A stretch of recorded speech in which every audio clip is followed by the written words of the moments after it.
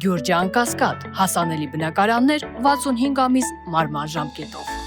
Ինչպիսի ակնկալիքներով եւ առաջարկներով եք Ախտելու, երկրում իրավիճակ փոխելու։ Ցուցակում կաք։ Այո, երկու։ Դե կոռեկտ չի միջով, հնչեցնել է ես հնչեցնել։ Լավ, հաստատուն դիրքերում։ Իսկ ինչպես եք պատկերացնում այդ իրավիճակը փոխելը։ Դրություններով։ Չէ, ես դες բան չասեմ։ Առաջին տեղում ով է։ Ինձ մա ակնհայտ է ձեր հարցը, Գագիկ Ծառուկեն։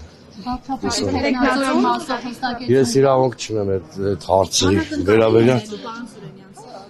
Չեմ կարծում, երբ որ անհրաժեշտություն լինի, պարոն Ծառուկյանը կհայտարարի։ Ներողություն ասացի Գագիկ Ծառուկյանն է առաջին Այո, համարը։ այո։ Այսինքն անակնկալ չի լինելու վարչապետի տեխնացուի անունը։ Ես չեմ կարծում, որ այսօր այդ մասով ինչ-որ բաներ նորություններ ենք լսել։ Բայց եթե առաջին ցուցակն ավտոմատն է վարչապետի Ավտոմատ ոչ մի բան չի ենթադրում, եթե քաղաքական ուժը հստակ մեծամասնություն 50% գումարացնեք չի հավաքում։ Պարոն Սուրենյան, շատերը չեն դուք արդեն այս դուրսից հույս ունեք, որ 50+1 չեք հավաքում։ Մենք գնում ենք հաղթելու։ Չէ, բայց եթե պարոն Ծառուկյան Բոլորին։ բայց շատերը չեն հավատում այդ հաղթանակին ընդդիմության, ասում են հաղթանակի համար մեծ կոնսոլիդացիա է պետք, այս պահին ասում են Շատ մեծ առնվազն 3 կոնսոլիդացիա տեսնում եմ այս պահին ես։ բայց մեծամասնություն կազմելու հեռանկարով Իհարկե։ Այս պահին շատ մեծ 3 կոնսոլիդացիա կա։ Թող ներեն յուս քաղաքական ուժերը, բայց 3-ը տեսնում եմ։ այսինքն այս անգամ 2021-ի հեռանկարին ականատես չենք լինի։ Կրկնվելու նախ ավելի մաշած են Նիկոլ Փաշինյանն ու իր վարկանիշը, եւ երկրորդը ես կարծում եմ ընդդիմադիր ուժերը գոնե խոշոր կոնսոլիդացիաները ավելի պատրաստված վիճակում են մասնակցում ընտրություններին։ Կան ընդդիմադիր ուժեր, որոնց հետ բացառում եք համագործակցությունը։ Կա ուժ, որ հետ բացառում ենք համագործակցությունը, ԿՊՆ-ը ու իր արբանյակները։ Միայն դա թե այլ։ Դիմադիր կոալիցիա կկազմեք։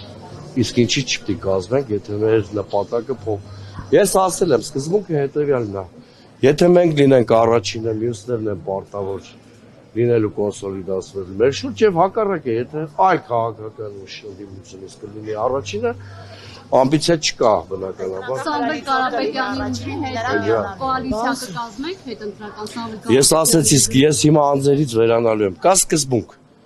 Եթե մենք լինենք առաջինը, մյուսները պետք է կոնսոլիդացվեն մեր շուրջ եւ հակառակը։ Եթե որևէ այլ ուժ ընդդիմադիր լինի առաջինը, մենք կոնսոլիդացենք։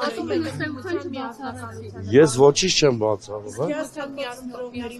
Ընդդիմությունը այդ ընդդիմության միասնականության թեզը էս արել բոլորը միասնական են Նիկոլ Փաշինյանին հեռացնելու հարցում, բոլորը միասնական են եկեղեցին պաշտպանելու հարցում, բոլորը միասնական են քաղաքականավորներին ազատ արձակելու հարցում։ Այս մի քանի կետեր կան, դրանց հարցում կատարյալ միասնականություն է։ Պարոն Սուրենյան, դուք որ նշում եք հաղթելու եք, բայց այս հարցումները որ հրապարակվում են 4% լավագույն դեպքում տալիս են։ Դուք սխալ հարցումներ եք տեսել։ Հանրապետական ինստիտուտի հարցումներ։ Տարբեր հարցումներ կան, որևէ հարցումում մենք որևէ հարցումում չկա որևէ հարցում արժանահավատ ու ինչ ծանոթ, որ մենք բարիերը հաղթահարելու խնդիր ունենք։ Ո՞րն է ձեզ համար արժանահավատ հարցման պատասխանները, արդյունքները։ Այն հարցումները, որոնք մասնագիտական կազմակերպություններ են անում եւ որպես կանոն դրանց մեծ մասը փակել լինում է։ Բայց կա տվյալ օրինակ ձեր ասած արժանահավատ հարցումներով քանի տոկոս եք դուք հավաքել։ Ես հարցումների թվերը հիմա չեմ ասի, բայց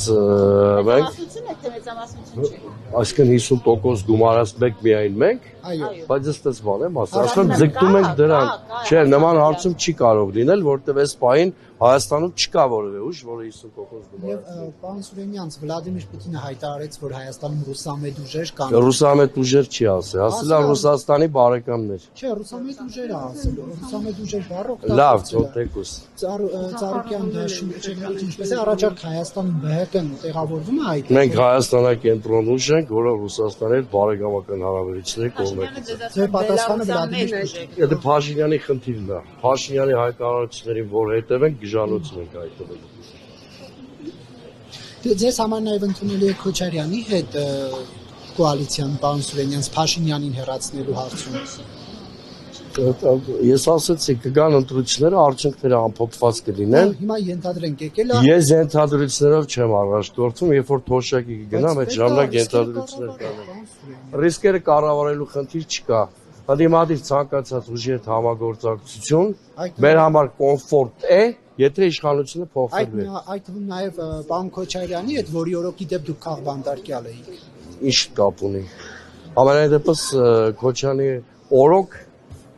այն հայտարարությունը չեմ ունեցել որպես քաղաքական գործիչ, որի գործունեության օրոք Արցախը հանձնվեց։ Եթե ձեզ թվում է, ես հիմա պետք է դնեմ իմ ազնական կենսագրության բերումով սուբյեկտիվ մոտեցումներ ձևավորով, սխալվում եք։ Արցախի կորստից հետո այդ անցած իմ աչքին շատ մանր բաներ ա տվել։ Բայց ես կրկնում եմ, դուք անդադ մի դաշտ մի տարեք, ես սկզբունքից եմ խոսում։